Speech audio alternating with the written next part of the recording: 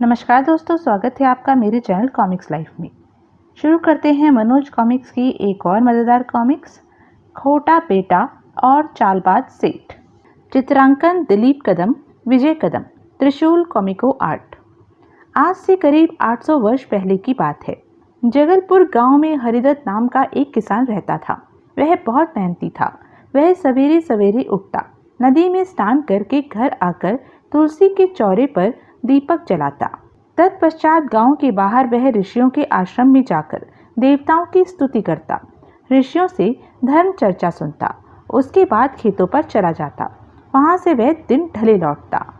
उसी की मेहनत का फल था कि उसके पास दुधारू गायों और बलवान बैलों की कमी नहीं थी। तेज दौड़ने वाले 2 घोड़े भी उसके पास थे। हर प्रकार की हरिदत्त के घर में मौज थी। गांव का वह धनवान व्यक्ति था। हरिदत्त का इकलौता बेटा था रविदत्त। वह स्वभाव से अपने पिता से उल्टा था। बस दिन भर घर पर पड़ा रहता और कोई काम न करता। बहुत आलसी था वह। हरिदत्त उसे लाख समझाता, पर उसके समझाने का रविदत्त पर कोई असर नहीं पड़ता था।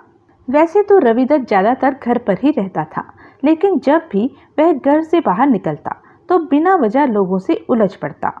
गांव वाले उसके उद्दंड व्यवहार से परिचित थे। वह उसके कसरती शरीर को देखकर डरते भी थे, पर उसके पीछे उसकी खूब बुराई करते थे। वे उसकी और उसके पिता की आपस में तुलना करते। बाप बेटों में कितना अंतर है, एक आकाश है तो दूसरा पाताल, एक प्रकाश है तो दूसरा अंधेरा। भगवान रविदत्त जैसी नालायक व निखट्टू औलाद किसी को न दे। हरिदत्त के कानों में जब लोगों की यह बातें पड़ती तो वह दुखी उठता। रविदत्त के रूप में बेटा नहीं, मेरे पूर्व जन्म के पाप उदय हुए हैं। निरीह पक्षियों को गुलेल से मारना रविदत्त का प्रिय शौक था। इसके अलावा वह चौपड़ खेलने का भी रसिया था। गांव के साहूकार धन्नामल के बेटे पन्नामल के साथ वह कई कई घंटे चौपड़ खेला करता था। साहूकार धन्नामल का लड़का पन्नामल बहुत चालाक था। वह चौपड़ के खेल में रविदत्त को बार बार हरा देता था और चौपड़ के इस खेल में वह रविदत्त से खूब धन जीतता था। जब पन्नामल रविदत्त से जीते हुए धन को अपने पिता धन्नामल को देता, बेटा पन्नामल, तू तो हीरा है हीरा, तू जरूर आगे चलकर मेरा नाम रोशन करेगा। बस इसी तरह तू मुझे रुपए पैसे लाकर देता रहा कर। दूसरी ओर जब चौपड़ के खेल में अपना रुपया पैसा हार कर रविदत्त घर वापस लौटता तो हरिदत्त उससे कहता, रविदत्त, बाज आ जा अपनी हरकतों से, वरना वह दिन दूर नहीं है जब मेरे मरने के बाद साहूकार का बेटा तुझे कंगाल कर देगा। अभी भी वक्त है, तू चेत जा, वरना जीवन भर पछताएगा। लेकिन रविदत्त तो चिकना खड़ा था। उस पर भला कब असर होने वाला था। एक दिन जब रविदत्त और पन्नामल प्रतिदिन की भांति चौपड़ खेल रहे थे, पन्नामल, क्या बिना कुछ मेहनत किए हुए धनवान बना जा सकता है? रविदत्त की बात सुनकर पन्नामल सोच में पड़ गया। यह तो बिना कुछ किए धरे धनवान बनने के सपने देख रहा है। क्यों ना इसकी इस बात से फायदा उठाया जाए। यह सोचकर पन्नामल ने उससे कहा, मित्र रविदत्त, आज तुमने मुझसे बहुत अच्छी बात पूछी है। मैं भी यही चाहता हूँ कि तुम जल्दी ही हमारी तरह खूब धनवान बन जाओ। तो मित्र, जल्दी से कोई ऐसी तरकीब बताओ ना, जिसके द्वारा मैं भी शीघ्र तुम्हारी तरह धनवान बन जाऊं। तो सुनो, पास ही के गांव दुल्लीगढ़ में मेरा एक मित्र नंदू रहता है। वह गांव में एक जुआ घर चलाता है। तुम उसके जुआ घर में जुआ खेलना शुरू कर दो। बस जल्दी ही जुए में धन जीतकर तुम धनवान बन जाओगे। पन्नामल की बात रविदत्त को जच गई। पन्नामल कह तो ठीक रहा है, जुए में तो पल में ही लाखों के वारे न्यारे हो जाते हैं। यह सोचकर उसने पन्नामल से कहा, पन्नामल, तुम ठीक कह रहे हो। तो कब चल रहे हो नंदू के जुआ घर में? नेक काम में देरी कैसे मित्र, मैं अभी घर जाकर जुआ खेलने के लिए थोड़ी सी गिन्नियाँ लेकर आता हूँ, तब दुल्लीगढ़ चलेंगे। ठीक है, तुम घर जाओ, मैं यहीं पर बैठकर तुम्हारी लौटने की प्रतीक्षा करूँगा। रविदत्त दौड़ता भागता अपने घर पहुँचा। बड़ा अच्छा मौका है, बापू इस समय खेत पर गए हुए हैं और माँ आंगन में सोई हुई है। गिन्नियाँ चुराने का बड़ा ही अच्छा अवसर हाथ लगा है। रविदत्त दबे पांव उस कमरे में पहुंचा जिसमें तिजोरी रखी थी। उसने तिजोरी को खोला और 50 गिन्नियाँ निकाल ली। तत्पश्चात उसने चाबी को वापस माँ के सिरहाने रखा और पन्नामल के पास पहुंचा। चलो मित्र, नंदू के जुआ घर चलो, मैं 50 गिन्नियां ले आया हूँ। चलो मित्र। दोनों दूलीगढ़ की ओर चल पड़े। पन्नामल, जुए में बहुत सारा धन जीतकर मैं गांव वालों व अपने बापू को दिखा दूंगा कि मैं निखट्टू नहीं हूँ। देखना, एक दिन मेरे पास भी खूब सारा धन होगा। क्यों नहीं, क्यों नहीं, तुम ठीक कह रहे हो रविदत्त, कहकर पन्नामल मन ही मन रविदत्त की कम अकली पर मुस्कुराने लगा। जब दोनों दूलीगढ़ पहुंचकर नंदू के जुआ घर के बाहर पहुंचे तो पन्नामल रविदत्त से बोला, रविदत्त, तुम यहीं रुको, मैं नंदू से तुम्हारे बारे में बात करके अभी वापस आता हूँ। ठीक है।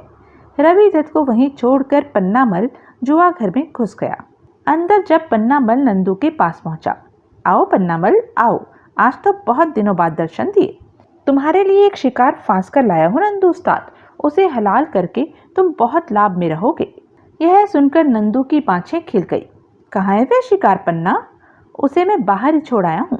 मेरे ही गांव के हरिदत्त किसान का लड़का है वह, रविदत्त उसका नाम है। बहुत ही कामचोर व मूर्ख है। पूरी 50 गिन्नियाँ उसके पास हैं। तुम चाहो तो वे पूरी गिन्नियाँ तुम्हारी हो सकती हैं, लेकिन इस शिकार को एकदम हलाल न करके यदि तुम धीरे धीरे हलाल करोगे तो बहुत ही फायदे में रहोगे। रविदत्त के बाप के पास बहुत पैसा है। पन्नामल, यह तो तुमने बहुत पते की बात बताई है। मैं तुम्हारी बात याद रखूंगा। तुम अब जल्दी से अपने दोस्त को अंदर ले आओ। ठीक है नंदू उस्ताद, लेकिन रविदत्त को तुम्हारे जुआ घर में छोड़कर जाने का मुझे क्या इनाम मिलेगा? फिक्र मत करो पन्नामल, जब जब मैं रविदत्त से धन ऐंठूंगा तब तब तुम्हें उचित पुरस्कार दिया करूंगा। तब ठीक है, मैं भी यही बात चाहता था, कहकर पन्नामल बाहर की ओर चल दिया। बाहर आकर वह रविदत्त से बोला, चलो रविदत्त, तुम्हें नंदू उस्ताद बुला रहे हैं, चलो। दोनों नंदू के घर में घुस गए। घर के अंदर नंदू अपने आदमियों को समझा रहा था। कुछ देर बाद ही पन्नामल अपने दोस्त रविदत्त को लेकर आने वाला है। रविदत्त के पास 50 सोने की गिन्नियां हैं। तुम लोगों को उसके साथ जुआ खेलना है। याद रहे, रविदत्त हमारे लिए सोने के अंडे देने वाली मुर्गी है। उसे जुए में एकदम नहीं हराना है। आज जब वह हमारे जुआ घर से जुआ खेलकर निकले तो उसके पास 50 की बजाय 60 सोने की गिन्नियां होनी चाहिए, ताकि अपनी जीत से खुश होकर वह अगली बार और ज़्यादा गिन्नियां लेकर हमारे जुआ घर में आए। इस प्रकार जब 1-2 दिन तक वह जीतता रहे तब तुम लोगों को अपनी चालों से उसे जुए में हराकर उसको कंगाल बना देना है। ठीक है उस्ताद, हम ऐसा ही करेंगे। तभी पन्नामल के साथ रविदत्त ने वहां प्रवेश किया। आओ पन्नामल, नंदू के जुआ घर में तुम्हारा और तुम्हारे मित्र का स्वागत है। नंदू ने उन दोनों को अपने पास बिठाया और फिर रविदत्त से पूछा, रविदत्त बाबू, तो तुम जुआ खेलकर धनवान बनना चाहते हो? हाँ नंदू उस्ताद।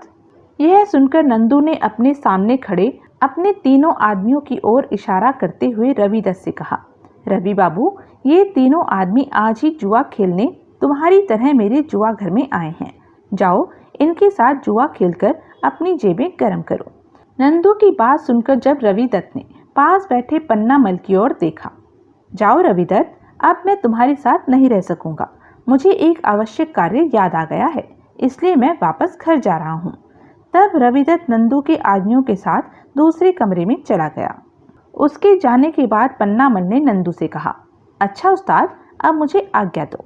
पन्नामल, आज से ठीक 5 दिन पश्चात आकर तुम अपना पुरस्कार ले जाना। दूसरी ओर रविदत्त नंदू के आदमियों के साथ जुआ खेल रहा था। वाह रविदत्त बापू, तुम तो बहुत सधे हुए खिलाड़ी हो, बहुत अच्छी कोड़ियां फेंक लेते हो। यह सुनकर रविदत्त फूलकर कुप्पा हो गया। अगली चाल में ही वह 2 गिन्नियां जीत गया। मुबारक हो रवि बाबू, 2 गिन्नियां जीतने की बहुत बहुत बधाई रवि बाबू। रविदत्त ने गर्व भरी दृष्टि तीनों पर डालते हुए दोनों गिन्नियों को अपनी थैली में डाल दिया।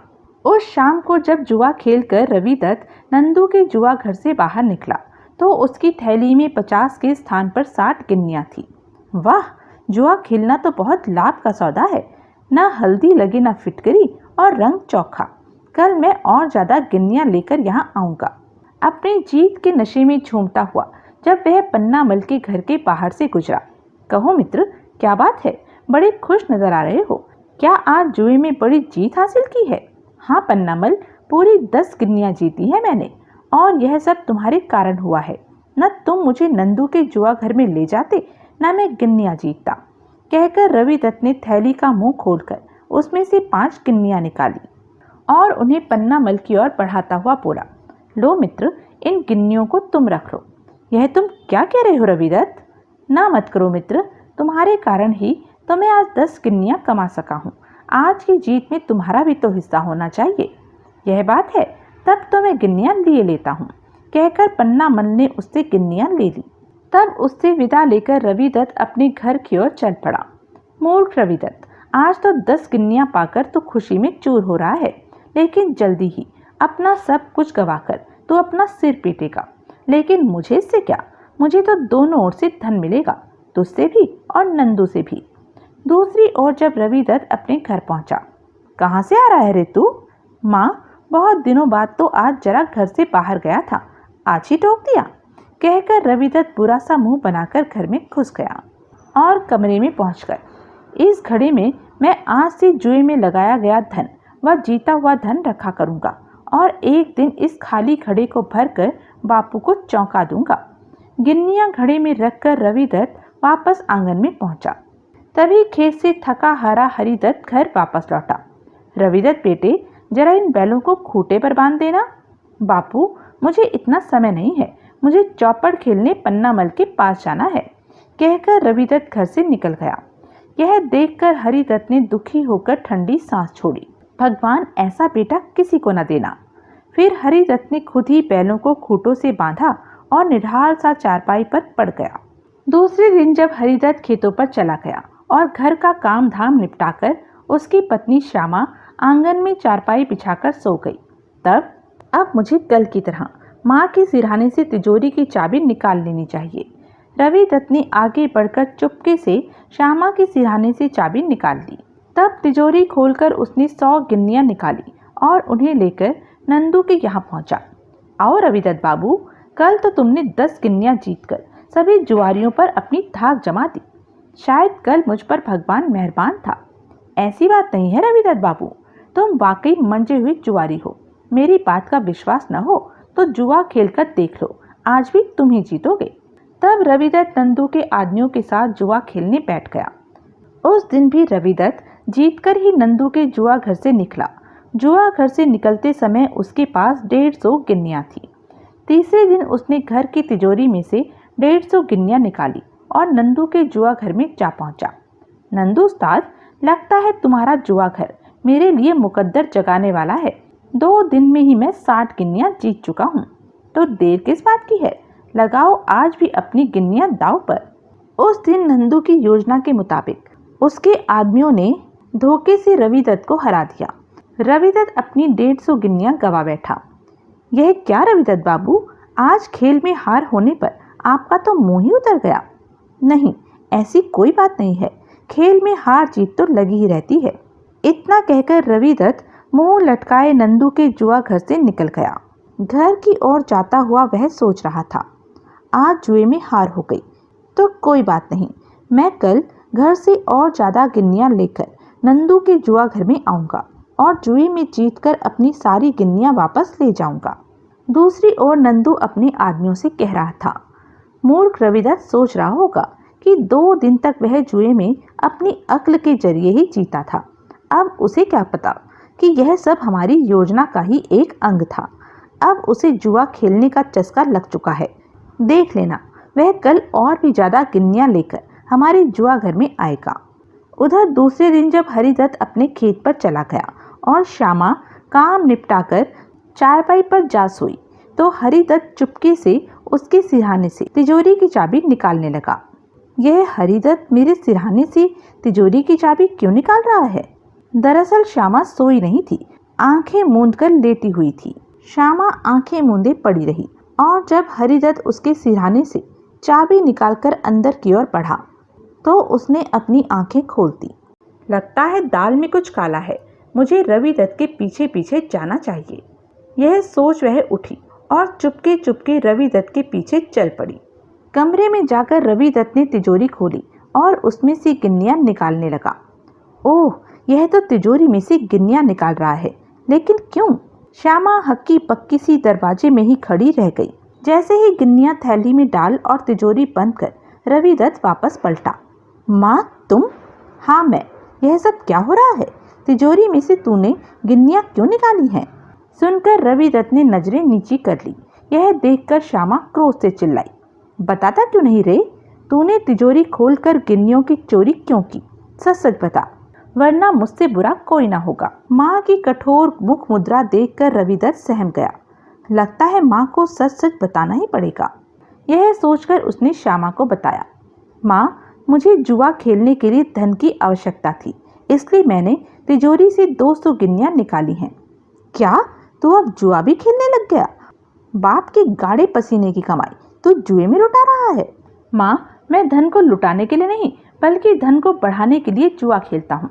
चुप रह और चुपचाप ये गिन्नियाँ वापस तिजोरी में रख दे। मैं तुझे किसी भी हालत में ये गिन्नियाँ नहीं ले जाने दूंगी। माँ के तेवर देखकर उसने गिन्नियों को वापस तिजोरी में रख दिया। अब मैं खाली हाथ नंदू के जुआ घर में कैसे जाऊं? घड़े में जमा की हुई गिन्नियों को निकालना अभी उचित ना होगा। उन्हें वैसे ही पड़ा रहने दूं। वक्त जरूर बाद में काम आएंगी। इन्हीं सोच विचारों में डूबा वह चुपचाप घर से निकला और एक और बढ़ गया। जैसे ही वह पन्नामल के घर के पास से गुजरा, बाहर खड़े पन्नामल ने उसे आवाज दी, रवि दत्त, क्या बात है? क्यों गुमसुम से जा रहे हो? पन्नामल की आवाज सुनकर रवि दत्त रुक गया। पन्नामल, आज जब मैं तिजोरी से गिन्नियाँ निकाल रहा था तो माँ ने मुझे रंगे हाथों पकड़ लिया और गिन्नियाँ वापस तिजोरी में रखवा दी। अब मेरी जेब बिल्कुल खाली है। सोच रहा हूँ कि खाली जेब नंदू के जुआ घर में कैसे जाऊँ। ओह, तो यह बात है। इसमें इतना उदास होने की क्या जरूरत है? मैं तुम्हें गिन्नियाँ उधार दिए देता हूँ।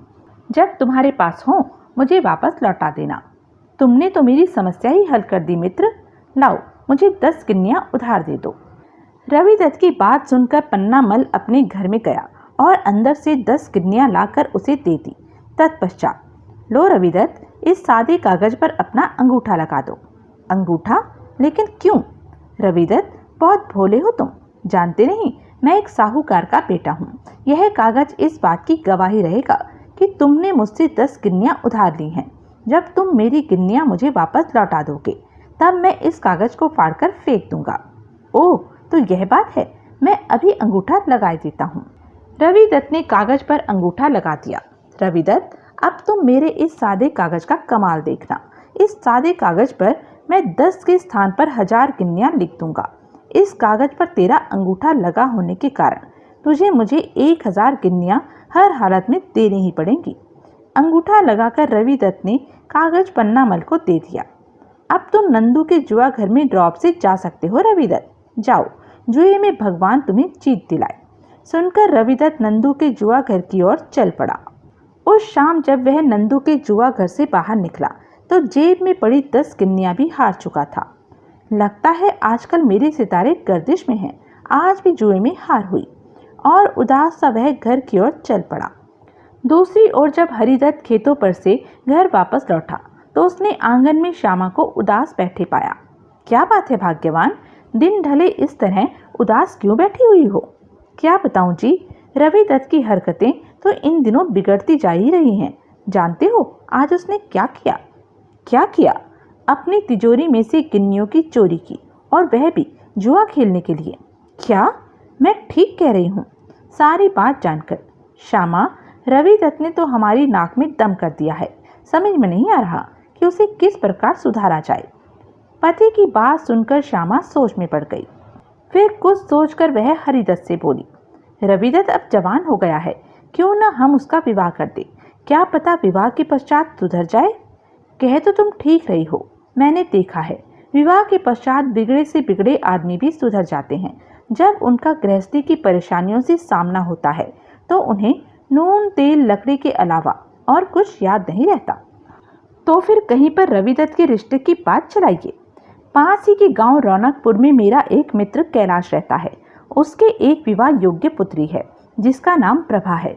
रवि दत्त के रिश्ते की बात प्रभा से करने के लिए मैं कल ही रौनकपुर जाऊंगा।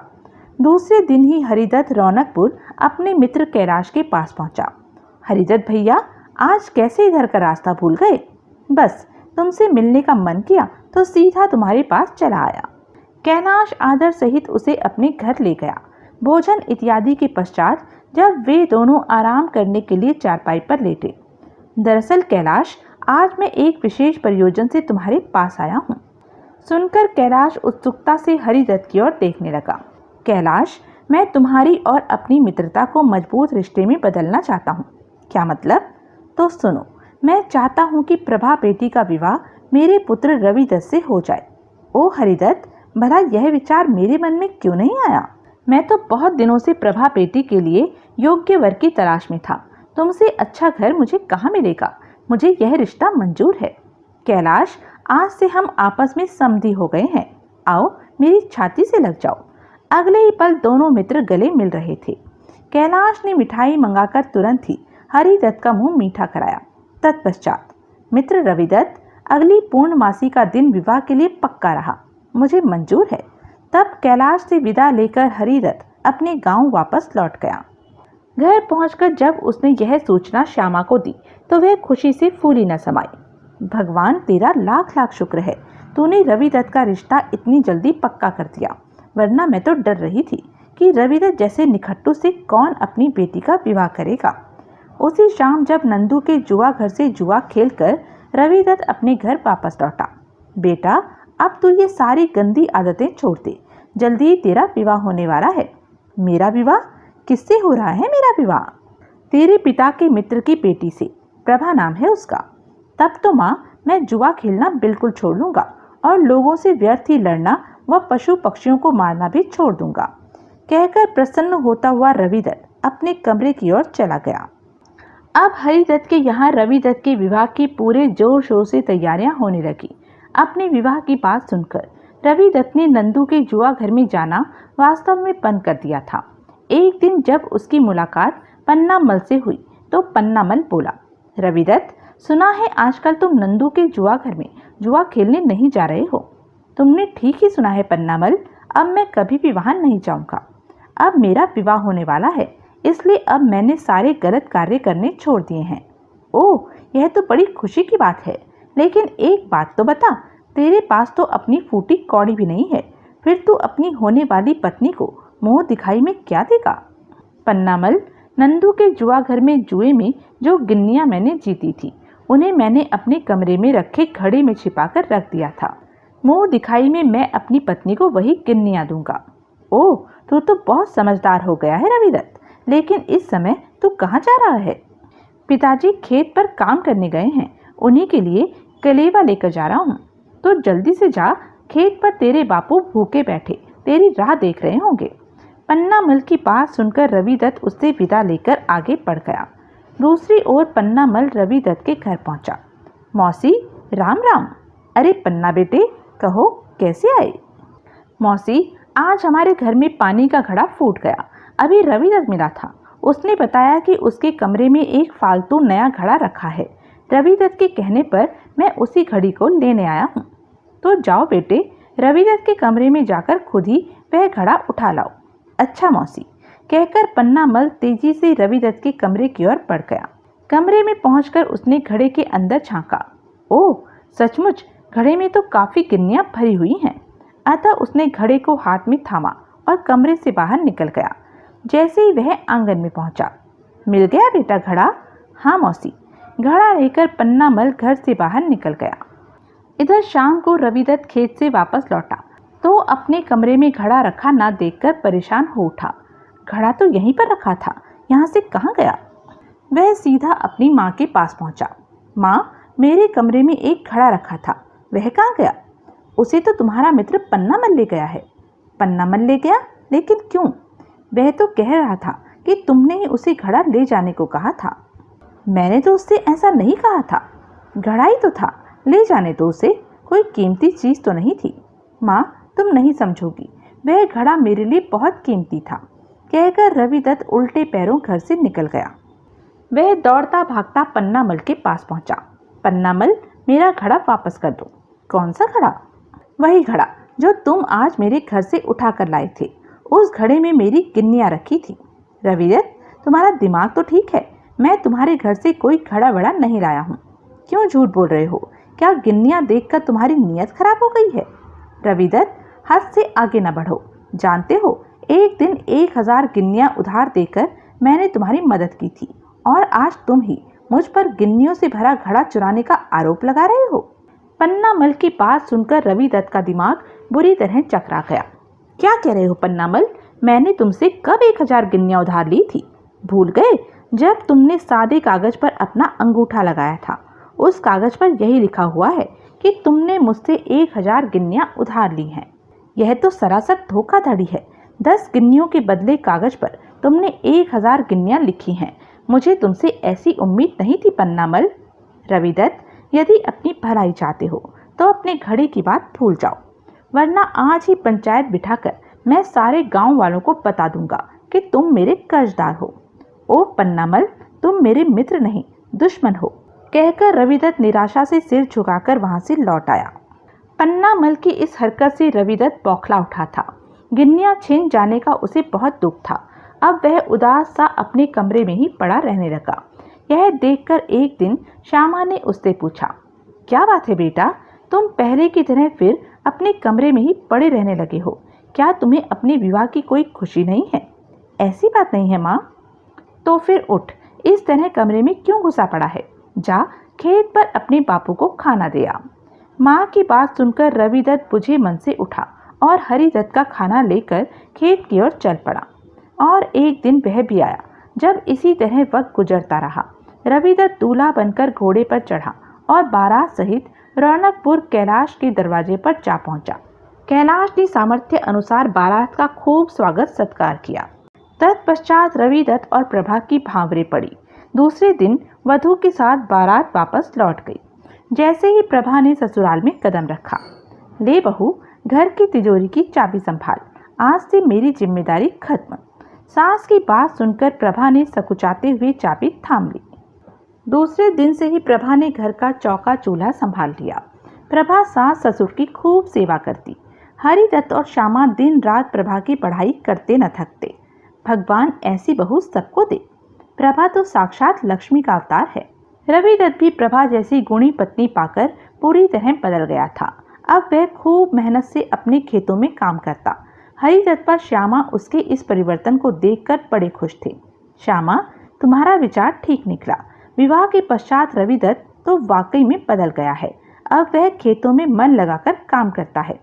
जैसे हमारे दिन फिरे वैसे सबके दिन फिरे। एक दिन जब शाम को रविदत्त हल कंधे पर रखे घर वापस लौट रहा था तो रास्ते में उसे नंदू मिला। रविदत्त बाबू, तुमने तो हमारे जुआ घर में बिल्कुल ही आना बंद कर दिया है। क्या तुम्हारी नवविवाहिता पत्नी ने तुम्हारे गले में रस्सी बांधकर खूंटे से बांध दिया है? ऐसी बात नहीं है नंदू उस्ताद, मेरा ही मन अब जुआ खेलने को नहीं करता। ऐसी बात नहीं है तो तुम्हारे उन सपनों का क्या हुआ जिनमें तुम रातों रात धनवान बन जाने के ख्वाब देखा करते थे? वे ख्वाब झूठे थे नंदू उस्ताद। अब मैंने सच्चे ख्वाब देखने शुरू कर दिए हैं। रवि बाबू, जुआ घर में तुम्हारे न आने से मुझे बहुत दुख होगा। फिर भी जब तुमने जुआ न खेलने का प्रण कर ही लिया है तो मैं तुम पर जोर नहीं डालूंगा। धन्यवाद नंदू उस्ताद, कहकर रविदत्त वहां से जाने को उद्यत हुआ तो नंदू ने अपनी जेब से पान का एक बीड़ा निकाला। रवि बाबू, जाते जाते हमारे हाथ से पान का एक बीड़ा तो खाते जाओ। क्यों नहीं? रविदत्त ने पान लेकर अपने मुंह में दबा दिया और नंदू से विदा लेकर घर की ओर चल पड़ा।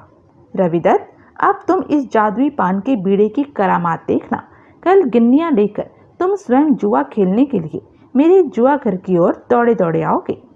जब रविदत्त उसकी दृष्टि से ओझल हो गया तो वह भी अपने गांव की ओर बढ़ गया। दूसरे दिन प्रातः जब रविदत्त सोकर उठा तो उसके मन में विचार आया, मैंने बिना वजह ही नंदू के जुआ घर में जाना क्यों छोड़ दिया? वहां तो एक ही बार में लाखों के वारे के न्यारे हो जाते हैं। खेती के कार्य में तो बहुत मेहनत करनी पड़ती है। क्यों ना धन इकट्ठा करने के लिए मैं नंदू के जुआ घर में दोबारा जाऊं। सोचकर रविदत्त ने अपने संदूक में से 100 गिन्नियां निकाली और कमरे से बाहर निकला।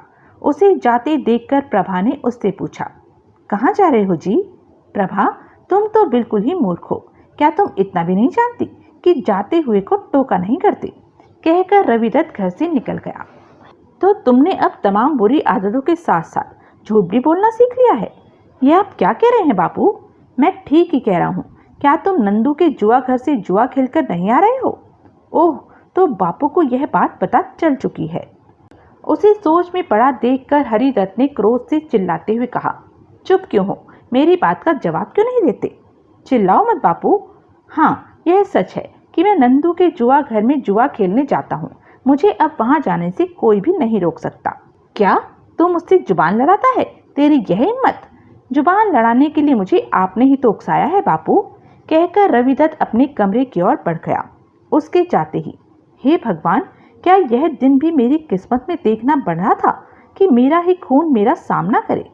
हरिदत्त हक्का बक्का सा आंगन में खड़ा रह गया। दूसरी ओर साहूकार धन्नामल अपने पुत्र पन्नामल से कह रहा था, पन्नामल बेटे, क्या बात है, आजकल तूने बहुत दिनों से तिजोरी में लक्ष्मी का प्रवेश नहीं करवाया है। साहूकार का बेटा होते हुए भी क्या तू धन से मोह करना भूल गया है? ऐसी बात नहीं है पिताजी, तो दिखाओ अपना दांव पेच, ताकि तिजोरी की प्यास धन के द्वारा बुझाई जा सके। अच्छा पिताजी, कहकर वह वहां से उठा और तुरंत ही वह कागज निकाला जिस पर रविदत्त का अंगूठा लगा हुआ था। रविदत्त, तू बहुत दिन चैन से बैठ लिया, आज तेरी शामत आने वाली है। उस कागज को लेकर वह रविदत्त के घर जा पहुंचा। घर में घुसते ही उसका सामना हरिदत्त से हुआ। राम राम हरिदत्त काका। जीते रहो बेटा, कहो कैसे आए? अब आपसे क्या छुपाऊं काका, कई माह पहले जुआ खेलने के लिए रविदत्त ने मुझसे 1000 गिन्नियां उधार ली थी और आज तक वे गिन्नियां उसने मुझे वापस नहीं लौटाई हैं। आज मैं वही गिन्नियां लेने यहाँ आया हूँ। क्या रविदत्त ने तुमसे 1000 गिन्नियां उधार ली थी? तब पन्नामल हरिदत्त की ओर कागज बढ़ाता हुआ बोला, इस कागज पर लिखे हुए को पढ़ लो काका, पढ़ते ही सारी बात आपकी समझ में आ जाएगी। हरिदत्त ने कागज लेकर पढ़ना शुरू किया। मैं रविदत्त आज अपने मित्र पन्नामल से जुआ खेलने हेतु पूरी 1000 गिन्नियां उधार ले रहा हूँ, जिन्हें समय रहते मैं पूरे ब्याज सहित पन्नामल को वापस लौटा दूंगा। कागज पर लिखी पंक्तियों को पढ़कर हरिदत्त आग बबूला हो उठा। उसने क्रोध में चिल्लाते हुए अंदर की ओर मुंह करके आवाज दी, रविदत्त, रविदत्त, जरा बाहर तो आओ। आया बापू। कुछ देर बाद ही रविदत्त वहां आ पहुंचा। पन्नामल को वहां देख वह चौंका। पन्नामल, इस वक्त तुम यहाँ? रविदत्त की बात का जवाब हरिदत्त ने दिया। क्यों, पन्नामल को देखकर तुम चौंक क्यों गए रविदत्त? यहाँ यह अपना उधार वसूलने के लिए आया है। उधार? कैसा उधार? इससे मैंने कोई उधार नहीं लिया है बापू। तब हरिदत्त ने क्रोध से कांपते हुए हाथ में पकड़ा कागज रविदत्त को देते हुए कहा, नादान बनने की कोशिश न करो और इस कागज को पढ़कर बताओ कि इस कागज पर तुम्हारा ही अंगूठा लगा हुआ है या किसी और का है। कागज को देखते ही रविदत्त चौंका। ओह, तो पन्नामल अपने रुपए वसूल करने आया है। अब क्या होगा? बापू को क्या जवाब दूं? रविदत्त उलझन में पड़ गया। उसकी यह अवस्था देख हरिदत्त उस पर बरस पड़ा। क्यों, कागज को देखते ही तुम्हें सांप क्यों सूंघ गया? जल्दी से मेरी बात का जवाब दो। बापू, यह बात सच है कि इस कागज पर मैंने ही अंगूठा लगाया था, लेकिन पन्नामल से मैंने 1000 नहीं, केवल 10 गिन्नियां उधार स्वरूप ली थी। इसने धोखे से इस कागज पर 1000 गिन्नियां लिख ली हैं। रविदत्त, मैं तुम्हें काहिल, निकम्मा व कामचोर तो समझता था, पर यह नहीं जानता था कि तुम मूर्ख भी हो। मैं समझ गया हूँ कि तुमने पन्नामल को कोरे कागज पर अंगूठा लगाकर दिया था, जिसका पन्नामल ने नाजायज फायदा उठाया है।